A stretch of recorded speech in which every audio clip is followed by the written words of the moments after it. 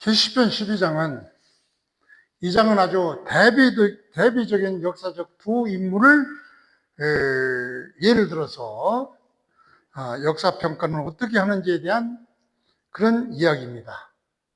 즉, 한 사람은 아주 부유하고 권력이 있는 사람이 덕을 쌓지 않으니까 나중에 아무 칭송도 안 했고, 한 사람은 쌀을 먹지 못해서 고사리를 따먹고 살다가 고사리를 먹고 굶어 죽은 사람은 가난하게 살았지만 의를 지켰기 때문에 후세 역사가들은 이를 칭송했다, 이런 얘기인데, 조금 구체적으로 보면 이 한 사람 바로 누구를 말하느냐? 제경공을 얘기합니다. 제나라 경공. 이 사람은 예를 들면서 제나라 경공은 아주 타락하고 무모한 정치 사회에서 막대한 재산을 가지고 있었어요. 그러면서도 타락하고 무도한 정치 사회에서 권력을 독차지했지만 역사는 그를 덕을 세우지 않았기 때문에 사울 사람들은 그를 칭송하지 않았어요. 그러나 백이숙제는 한 번 옛날에 봤죠. 백이숙제는 전에 한번 봤는데, 즉 사마천 사기 열전에 제일 처음에 나오는 얘기가 바로 백이숙제 얘기입니다. 그 얘기는 전에도 한번 얘기했지만 한 번 더 얘기를 하면은 이 백이숙제는 고죽국 사람이에요. 고죽국이란 뭐냐? 은나라가 천자국이라면 그 밑에 제후국의 하나가 고죽국이 있었고, 그 다음에 나중에 천자의 나라 주가 되지만 이때는 제후국 주가 있었어요. 이때 고죽국의 왕의 아들이 바로 첫째 아들이 백이고 셋째 아들이 숙제인데, 이 백이 숙제가 그 아버지가 셋째 아들 숙제를 왕위에 오르려고 하는 그런 그 의사를 은근히 내비치니까, 첫째 아들은 백이는 아버지가 돌아가시자 어디로 갔느냐? 은나라의 그 제후국인 주나라의 문왕의 칭송을 듣고 주나라로 백이숙제가 지급을 하면 기화를 해버린 거예요. 그런데 백이가 첫째 아들이 가니까 셋째 아들도 따라가게 됐죠. 그래서 둘째 아들이 왕위를 이었는데, 이렇게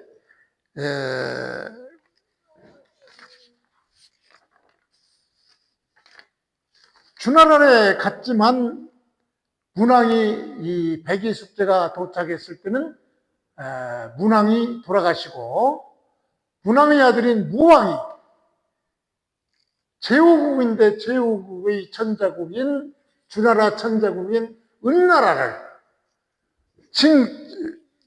치려고 했어요. 그래서 백이숙제는 바로 두 가지 이유를 대고 말렸어요. 하나는 무왕, 당신의 아버지 문왕이 돌아가신 지 얼마 안 됐는데 이렇게 큰 전쟁을 일으키는 것은 바로 불충이고, 그 다음에 당시 주나라는 은나라의 제후국인데 천자국인 은나라를 치는 것은 바로 불충이다, 이러면서 백이와 숙제는 무왕의 은나라 침공에 대해서 아주 말렸지만 이들은 말리지 않고 결국 은나라의 마지막 왕 주를 멸망시키고 주나라를 천자국으로 만들었으니까, 이때 백이숙제는 이 자기의 그 천자국인 은나라를 멸망시킨 그런 무도한 국가인 주나라의 음식은 쌀은 한 푼도 먹지 않겠다고 하면서 어디로 갔느냐? 수양산으로 가서 고사리를 따먹고 살다가 죽었어요.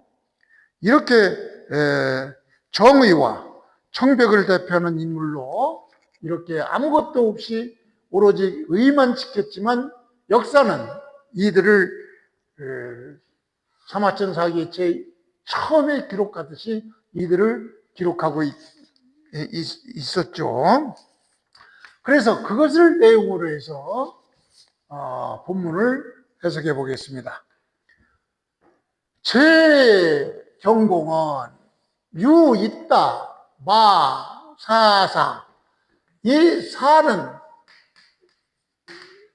바로 말 4마리가 끄는 전차 한 대를 사라고 그래요. 그러니까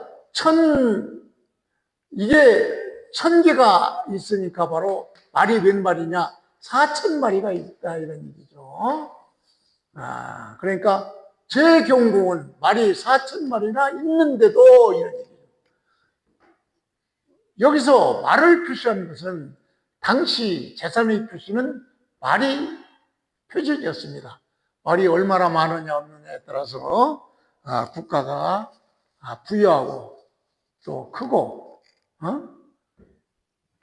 이런 표적이 되는 것이 말이기 때문에 당시 만성지구라 해서 천장의 나라, 즉 은나라나 주나라가 이게 천자국이 될 때는 만성, 바로 4마리 말이 끄는 그런 그 전차가 10,000개가 있어야 된다 이런 얘기죠. 그런데 천자국에서는 제후국에서는 천성지구라 해서 이게 1000개의 전차, 천사가 있어야 된다. 그러니까 제후국에서는 말 4000마리가 가지고 있는 것이 아주 그 일반적인 관례였죠. 그래서 제나라 경공은 말 4000마리를 가지고 있는 이런 사람이었죠. 그러나 사실 이 제 경공은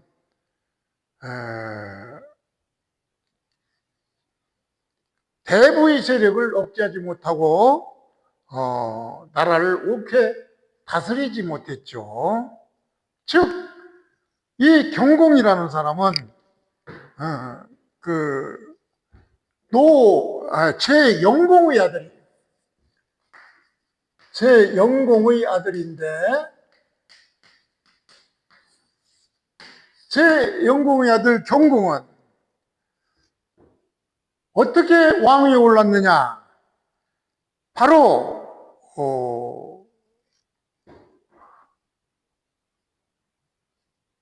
원래 왕인 장공을, 이 영공의 아들 장공이 왕위에 올랐는데 이 장공을 당시 대부인 최저라고 있었어요. 그래서 최저와 이 장공이 밀통했다는 것을 밀통했으므로 이 약점을 들어서 대부그룹인 최저가 이 영공의 아들 장공을 죽이고 대신 내세운 사람이 경공이에요. 그러니까 최저의 지시를 받는 허수아비 왕이죠. 그래서 이 경공은 오랫동안 왕위를 지켰지만 대부의 세력, 그 최저의 세력을 억제하지 못하고 나라를 바르게 다스리지 못하시니까 덕을 세울 수가 없겠죠. 그래서 경공이 제의 기간 동안 국력은 강했고 또 말 4000필을 가지고 있듯이 재산도 많았으나 부귀가 아무리 커도 입덕, 덕을 세우지 않았으니까 나중에 민무덕 이칭언 그랬죠. 이렇게 이 경공이 말 4000마리를 끌 수 있는 이런 재산을 가지고 있었지만 그랬지만 사람들은 무덕, 경공의 덕이 없음에 대해서 없으므로 언은 지호죠. 지호. 지는 바로 경공이지. 경공을 칭송하지 않았다. 이런 얘기.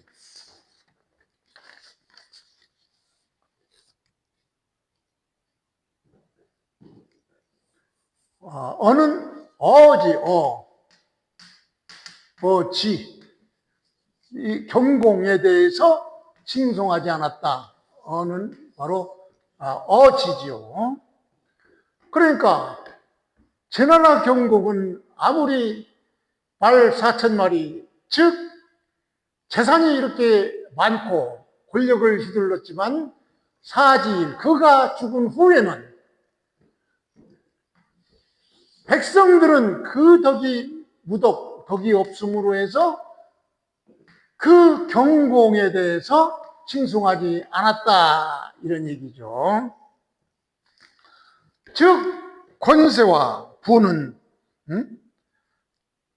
아무리 커도 덕으로 기억되지 않는다. 이런 얘기죠. 반면에 백이숙제는 아까 얘기했죠.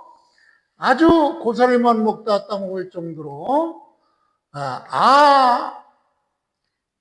우수양지야, 수양산의 산 밑에서 우는 애시조에서 굶어 죽었다 이런 얘기예요.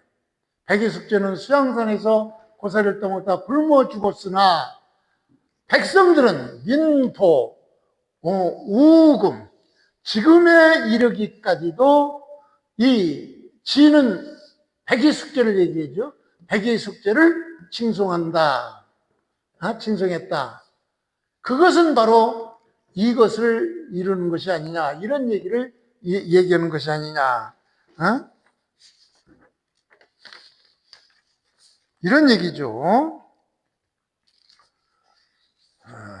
그래서 아까도 얘기했지만 역사적인 두 사람의 인물을 대비적으로 이렇게 표출을 하면서 경공은 아무리 재산이 많고 권력을 가지고 있어도 입덕하지 않았으므로 후세 사람들은 그를 아무도 기억해 주거나 칭송하지 않은 반면에 백이숙제는 아주 가난하게 살면서 수양산 밑에서 고사리를 따먹다 굶어 죽었을 망정 역사는 그의 절개와 정의를 지킴에 대해서 지금까지도 칭송하고 있다. 이런 얘기죠.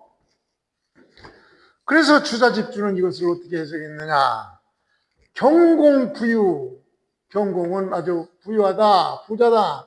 1,000마리, 4,000마리 말을 가지고 있을 정도로 부유하나 무덕, 덕이 없으므로 같이 그를 칭찬하지 할 수가 없었다. 이런 얘기죠. 칭찬할 덕이 없었다. 이런 얘기니까 그를 나중에 역사는 기억하고 있지 않죠. 반면에 백이숙제는 수의를 지켰기 때문에 그가 죽은 후에도 지금까지도 그를 칭송하고 있다. 즉 덕성, 덕이 성대한 자는 명유구, 의로운 한 사람의 이름이 더 오래간다. 그 이름이 더 오래간다. 유덕자는 덕을 지킨 사람은 역사에 오래 남는다. 이런 얘기죠.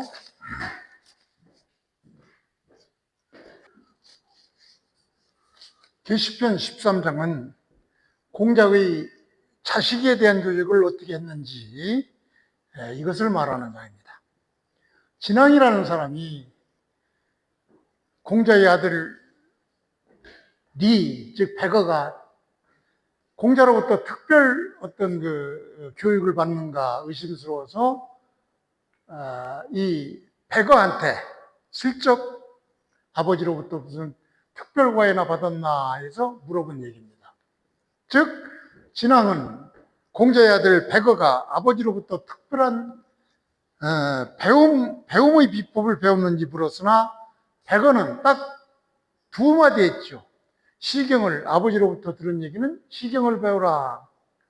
또 예를 배우라 이 말씀밖에 듣지 못했다고 이렇게 얘기를 하니까 신앙은 이 공자의 아들의 이 백어 얘기를 듣고 아주 기뻐하면서 이 백어한테 한 가지를 물었는데, 즉 이문 특별한 어떤 그 가르침, 특별과외나 받았나 이걸 물어봤는데 딱 두 마디를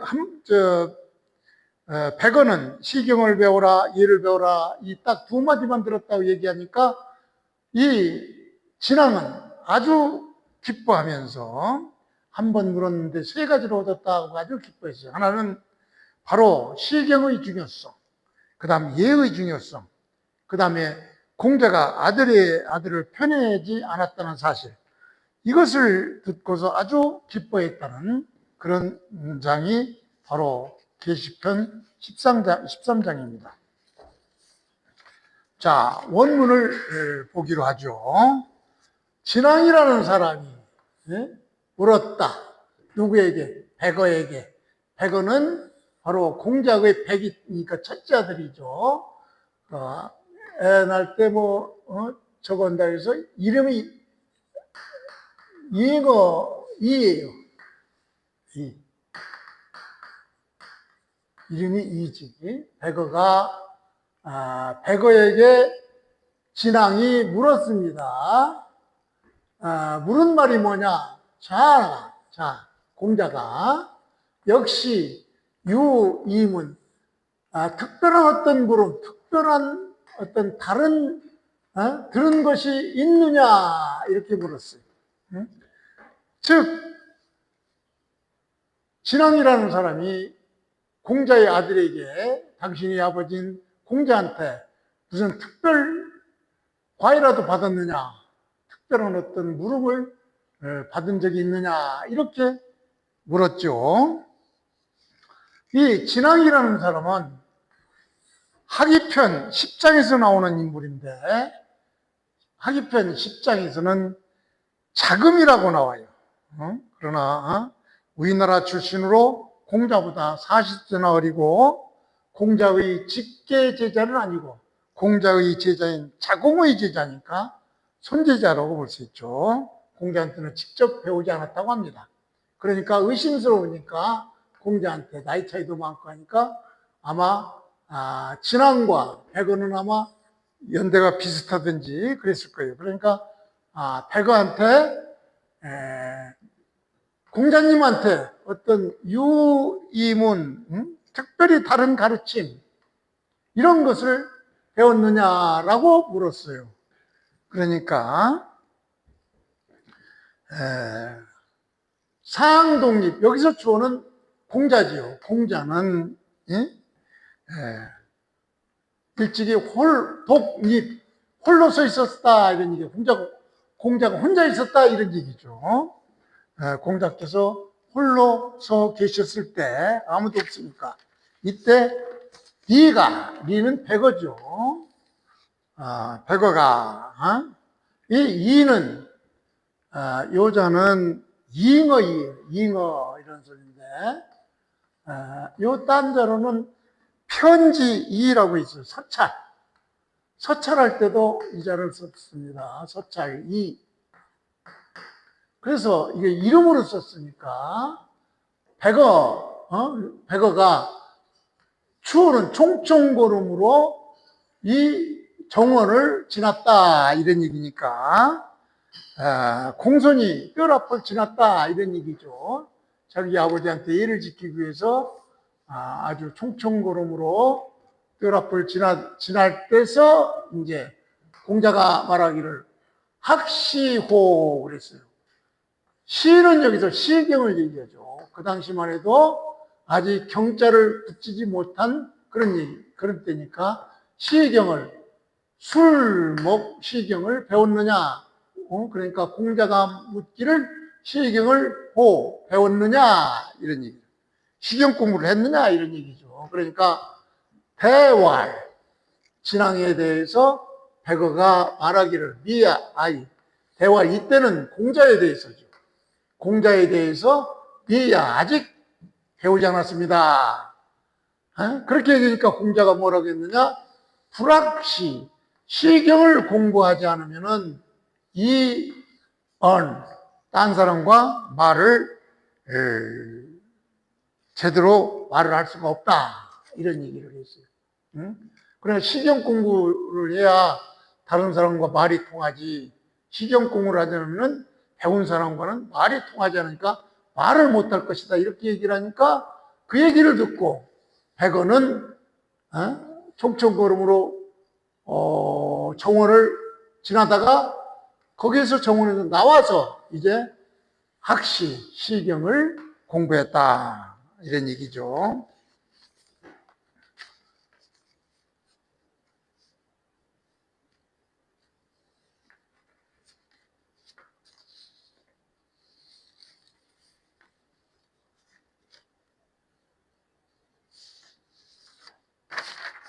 그러니까 여기까지가 일단 시경 공부했다는 이 말 한마디, 백어가 한 대답의 말이죠. 즉, 공자한테 배운 것은 바로 이문, 이건 특별한 그 배운 게 아니라 딱 한마디, 시경 공부해라. 이 얘기를 들었다는 얘기죠. 그러다가 타일, 다음날, 또 다른 날, 또 독립, 그러니까 여기서 생략된 조는 공자죠. 공자가 홀로 서 있을 때 백어는 총총걸음으로 다시 그 마당을 지나고 있었을 때 다시 공자가 묻기를 학예호, 예학을 공부했느냐 이렇게 물었어요.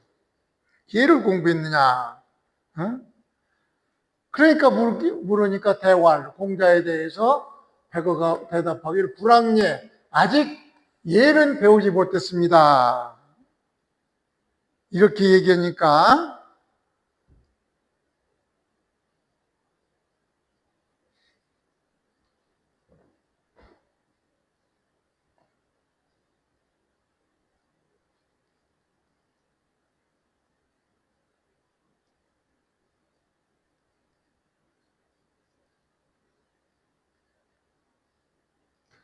예를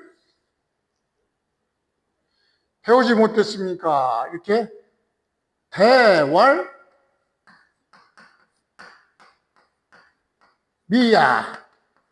그러니까 예를 배우지 못했습니다. 배웠느냐? 이렇게 물으니까 예를 배우지 못했습니까? 이렇게 대답을 했죠. 그러니까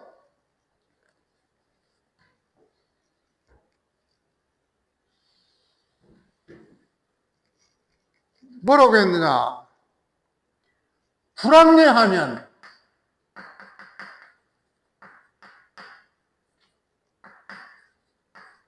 불합리하면 예를 배우지 못하면 무리립 설 수 없다 이런 얘기죠. 예를 배우지 못하면 설 수 없느니라. 즉 예를 배우지 못하면 사회에서 바로 설 수 없다. 즉 사회생활을 할 수 없다. 이런 얘기죠.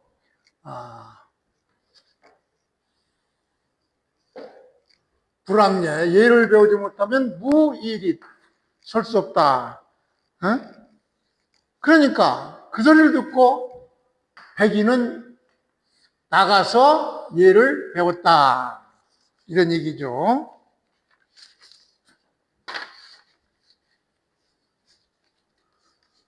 그래서 문, 사, 이자 이 두 마디 말을 배웠습니다. 들었습니다. 그러니까 공자가 말하는 것은 바로 뜰 앞을 지나는 자기 아들에게 뭐라고 했느냐? 시경을 읽었느냐? 그 얘기는 시경 공부를 해라. 그 다음에 예를 배웠느냐? 배우지 않았다. 아직 읽지 않았다고 그러니까 공자는 예약을 공부해라. 이렇게 두 마디 말을 들은 거 이해는 없습니다. 이렇게 얘기를 하니까 신앙이 그 말을 듣고 나가면서 아주 기뻐하면서 말하기를 문일 하나를 물었는데 덕삼 3개를 나는 배웠구나 이렇게 얘기했어요. 3개가 뭐냐? 문시, 시경을 공부하는 얘기를 들었고, 문예, 예를 공부하는 얘기를 들었고, 그리고 또 듣기를 군자는 바로 자기 아들에 대해서 특별하게 하지 않는다는 것, 멀리 한다는 것을 들었다. 이 3가지를 들었다 이런 얘기죠. 그러니까 바로 진왕이 공자가 자기 아들 백어에게 특별한 어떤 특별 과외나 해줬나 의심스러워서 물어봤더니 공자가 하는 얘기가 나는 아버지로부터 시경을 공부하는 얘기와 예를 공부하는 얘기를 2가지만 들었습니다. 이렇게 얘기하니까 신앙은 바로 이 얘기를 듣고 시경의 중요성, 예의 중요성, 그리고 공자가 자기 아들을 특별 과외를 하지 않았다는 그런 사실을 안 것에 대해서 아주 기쁘게 생각했다 이런 얘기죠. 그래서 이것을 주자 집주에서는 어떻게 풀었느냐? 시라는 것은 시경은 바로 소위 도성정하고 후인륜하고 비교화했죠. 다시 말해서 시경은 성정을 수운하여서 이끌고 인간관계를 돈독히 하고 교화를 아름답게 하는 그런 책이다 이런 얘기죠. 그러니까 시경을 배우면 사람의 품격을 갖추게 하고 표현이 풍부하고 사람과 대화가 원만해진다고 보았던 것입니다. 여기서 무학예, 무리립은 바로 예라는 것이 몸을 세우는 근본이다 이런 얘기죠. 그러니까 예학을 배우지 않으면 사회생활을 할 수 없다, 물이 혼자 설 수가 없다 이런 얘기는 바로 예라는 것은 바로 몸을 바로 세우는 근본이다 이런 얘기죠. 그러니까 예를 배우지 못하면 예를 배우지 못하면 바로 사회 질서를 모르고 인간관계를 바르게 하지 못하고 군자가 될 수 없으므로 사회생활을 할 수 없다 이런 얘기죠. 그래서 그 다음에 이 백어가 대답한 거 시경을 배워라, 예를 배워라 그 얘기를 듣고 진왕은 한 가지 큰 사실을 깨달았죠. 군자 지원 기자, 군자는 자기 아들에게 특별하게 해서는 안 된다 이런 얘기죠. 여기서 원이라는 것은 바로 냉정하게 대한다는 그런 뜻이 아니죠. 즉 무슨 얘기냐? 원이라는 얘기는 바로 비소원.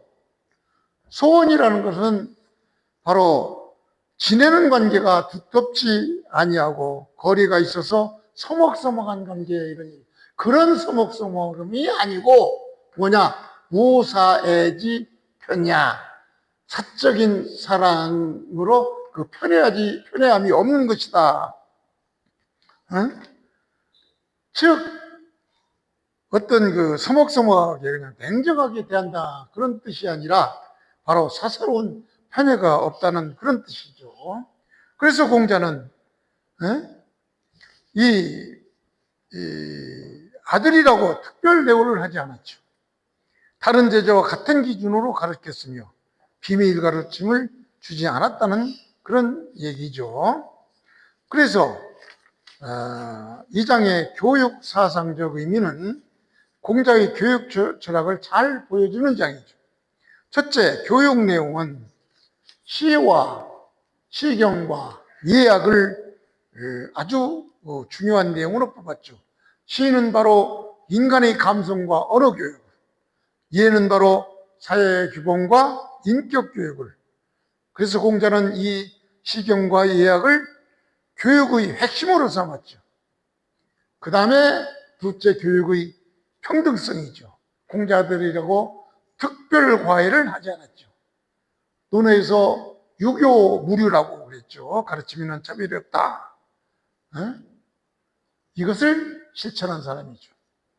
그래서 이 장의 핵심 요약은 시경의 중요성, 예의 중요성, 공자의 아들을 편하지 않았다는 사실. 시편 14장은 별 특별한 뜻이 있는 건 아니죠. 그냥 임금의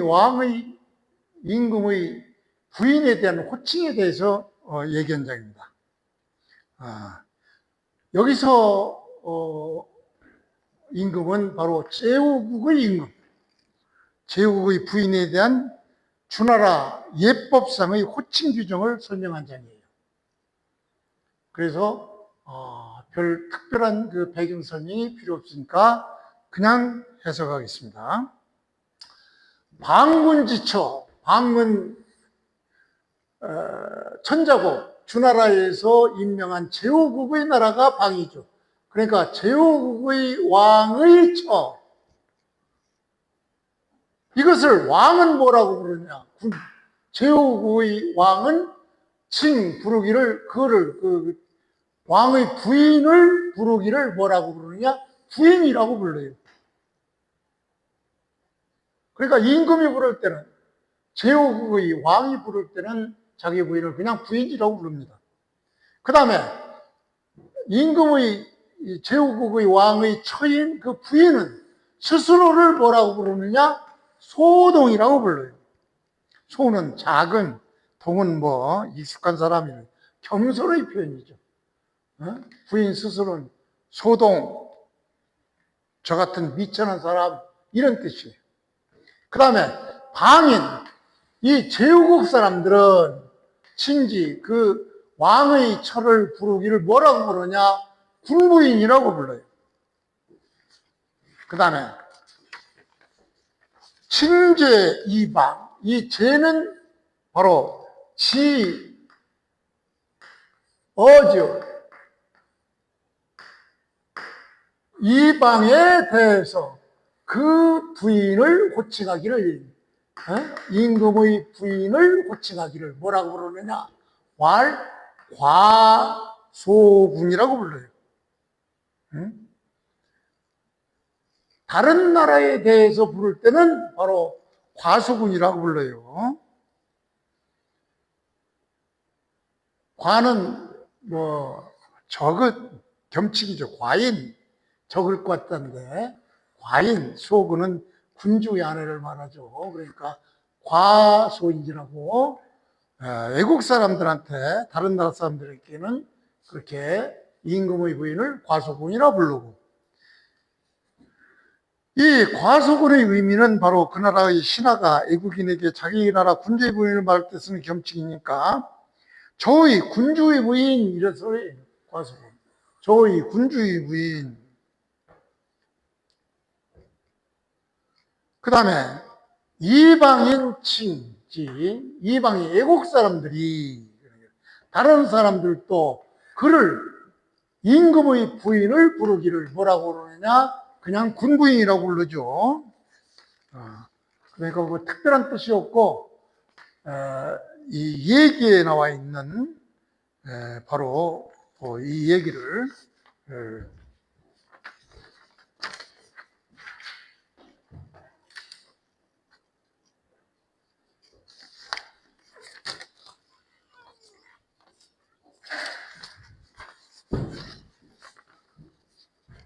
한 것이죠.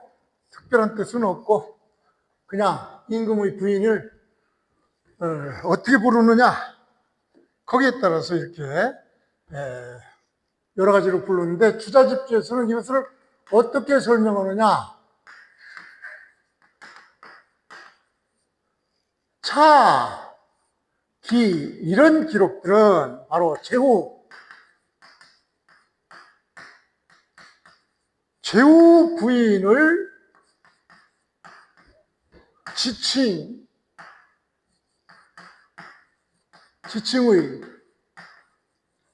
이 얘기는 바로 제후 부인을 얘기하는 것이다. 즉 이것은 주나라 예법의 호칭 체계를 설명한 것이다. 이런 얘기죠.